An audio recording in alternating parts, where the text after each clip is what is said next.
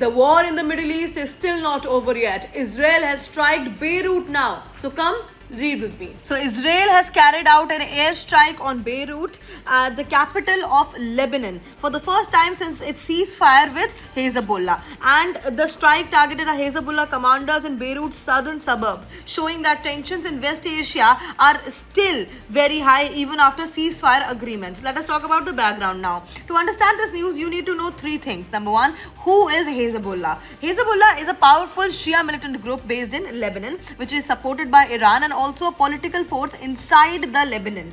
Now, Israel considers Hezbollah a major security threat because the group has rockets, armed fighters, and strong influence near Israel's border. Second, why are Israel and Hezbollah fighting? So, after the Israel-Hamas war in Gaza started, Hezbollah began attacking Israel in support of Hamas, and in response, Israel carried out strikes in Lebanon, border clashes increased, and thousands of civilians were displaced. Later, both sides agreed to a ceasefire with US mediation. Now, what has happened now? See, despite the ceasefire, Israel has struck Beirut again. Israel said it targeted a Hezbollah commander.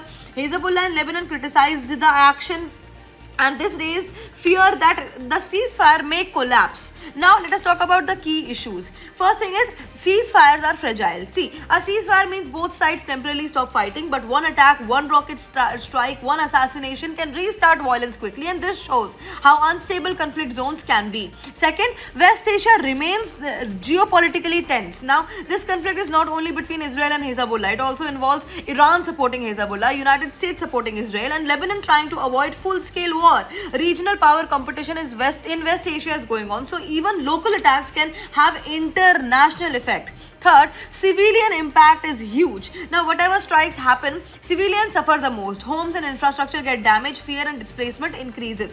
Lebanon is already facing economic crisis, political instability, and weak governance. More conflict worsens all these problems. Fourth, diplomacy versus military action. Now, the article mentions talks between Lebanon and Israel, US-led mediation efforts, but military actions continue alongside diplomacy. This shows an important international relations reality. Countries often negotiate and fight at the same time. Now, let us talk about why this matters for India. See, India has major interest in West Asia when it comes to oil imports. Indian diaspora is there, trade routes, a strategic partnership with both Israel and Arab countries. Now, this news becomes highly important for GS Paper 2 International Relations and GS Paper 3 Security Perspective. And that is it for today. Thank you for watching.